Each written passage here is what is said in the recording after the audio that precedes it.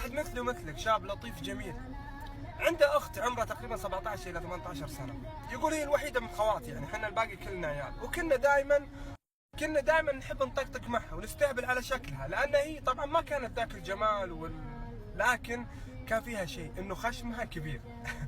المهم، يقول اختي جوها مرح، وبالعكس تنبسط اذا طقطقنا عليها واستهبلنا معها، يقول لدرجه انه اذا ضحكنا عليها تحط يدها اذا ضحكت عشان ما يبين خشمها، يعني من كبر. فيقول كنا مستمرين على هالروتين ونحن نضحك عليها ونستهبل عليها، وما كنا نتوقع انه في يوم من الايام هالشيء بينقلب عكسي على نفسيه البنت. فيقول الى رمضان هذا اللي فات، يقول كانت نفسيتي انا مره زفت، كنت كل ما ارجع البيت ارجع الضيقه اللي فيني فوقها ودائما اسب فيها. يقول انا كنت اسب فيها اول كانت تنبسط تضحك، لكن الحين صارت لا تتهرب مني، احس ان نفسيتها تغيرت وصارت في حزن فيها. فيقول يمكن انا قلت في راسي يعني يمكن انها ما لها نفس او انها زعلانه من شيء، تجاهلت الامر. يقول مع هذا كله استمرت على نفس حالتي ورجعت اطقطق عليها وكل شيء، ونسيت ان عندها مشاعر وانها هي الاخت الوحيده، وما كانوا اهلي يمنعوني من الشيء هذا لانه شيء عادي. فيقول اختي بدات تفقد ثقتها في نفسها، بدات ما عاد خلاص ما عاد تطلع، يعني صارت معقده، ما عاد صارت تطلع عزايم، تتعذر باعذار ما لها داعي، احنا كنا يمكن انها فيقول دائما ترسلنا وتلمحنا انا واخواني انه ترسلنا صور هدايا والله يرزقنا، وانه يعني تبي هديه منا، لكن ما حد معبرها ابدا. ويقول كنا بالعكس نعايرها نقول لها وجهك وجه وحده تبي هديه، انت صغري خشمك عشان يجيك هديه، ولا نقول لها تزوجي وخلي زوجك يجيب هديه. المهم كانت تقول لهم دائما انا اتعب في رمضان عشانكم، يعني على الاقل جيبوا لي هديه ولا شيء. فكنا مطنشين لها تماما.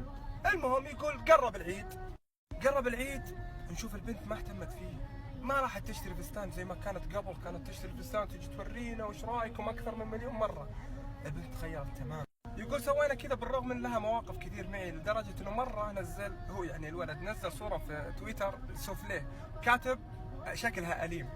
فيقول والله نفس اليوم دخلت علي ومعها صحن سوفليه، شافت الصوره في تويتر وجابت لي السوفليه، يقول ألذ سوفليه ذقته بحياتي.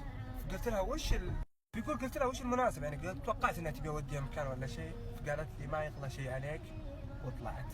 فيقول تذكرت السوفليه والصوره اللي نزلتها. فيقول قبل العيد بايام دخلت البيت ابي شاحب منها، فوصلت شفت امي تبكي وشفت الوضع مره متوتر، سالتها قلت ايش فيها يمه؟ فقالت لي فيقول اختك جينا نصحيها عيت تصحى شالوها اخوانك ودوها المستشفى. يقول انا على طول لا شعوريا جيت بنطلق المستشفى، قالت امي اجلس عندي عشان تطمني وش بيصير. يقول كنت جالس متوتر وعلى اعصابي مره، بس عشان امي جلست في البيت الين جانا الخبر اللي صدمني من جد. يقول جانا خبر وفاة اختي سبب التهاب في عضلة القلب. السبب وشو؟ السبب انها كانت تنام وهي متضايقة، كانت تنام يوميا وهي تبكي لاسباب نفسية. يقول امي يوم سمعت الخبر اغمي عليها فجأة، يقول خلاص انا صارت حالتي يعني لا يرثى لها. يقول والله رجولي خلاص ما عاد اقدر اشيل رجولي. يقول اقسم بالله يعني شلون اختي ماتت؟ امس كانت زي الفل، ما توقعنا هالشيء بيكون في قلبها من جد. يقول والله العظيم لاول مره تدمع عيني، يقول اقسم بالله حتى خويي اقرب الاخويا لي توفى وما نزلت دمعه مني، لكن اختي من جد حسيت. يقول والله العظيم اني ندمان ندم، لاني انا حاسس اني انا سبب في الشيء اللي صاير لها، لاني انا كنت اضايقها كثير بس ما كنت متوقع انه بيصير هالشيء. يقول تضايقت على الايام اللي كانت تتمنى هديه، يقول اتمنى ترجع الايام الحين والله لا احضنها حضن، لا اجيب لها هدايا الدنيا كلها ذي، بس وش يفيد؟ وش يفيد اذا شيء راح؟ من جد يعني هالشيء القصه هذه ترى صايره معي ومعك ومع كل الناس، لانه احنا نتوقع ان الضحك والاستهبال هذا مع اختك توقع انه شيء عادي، لكن تراها تكتم في نفسها حتى لو ضحكت في وجهك. الرسول صلى الله عليه وسلم يكون رفقا بالقوارير، شبهها بالقاروره يا عيال، لان سهل اي شيء ممكن ياثر عليها. فالله الله باخواتكم يا شباب. انا ما اقول لك لا تمزح ولا تضحك، بس شوي شوي، مو مره العصبيه، ترى عمر العصبيه وعمر النفسيه ما تجيب اي شيء كويس.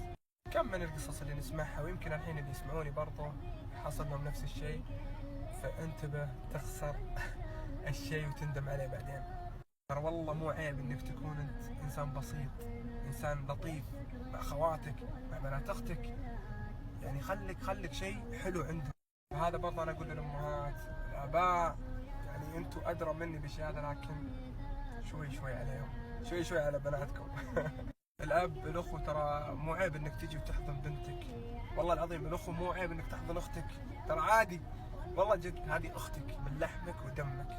يعني في شيء ثاني اللي هو بعض الحريم يعني قضاء وقدر انه يطلقون واعمارهم تو بدري، يعني تلقى في البيت الاخوات والام وكذا يحرشونها، وشوفي فلانه متزوجه نفس يومك انت، وشوفي الحين وش معها وزوجها وش جايب لها وانت مدري ايش، يخلونها يا شيخ تكره اليوم اللي تزوجت فيه، يا شيخ تبي تنتحر ومعلومه من الكلام اللي يجيها، هذا من اهلها، فما بالك من الناس وش بيقولون. الشيء هذا قضاء وقدر، يعني انت يا الام والاب اللي تقولون لها كذا، ترى انتم كانكم تعترضون على قضاء الله وقدر، هذا قضاء الله وقدر، يعني الله لو يبيها تكون مبسوطه بيخليها مبسوطه، فهذا ابتلاء لها، ان شاء الله خيره لها، الابتلاء بالعكس بعده شيء ان شاء الله جميل، يبي صبر بس، كلام اللي ما له داعي ما له داعي.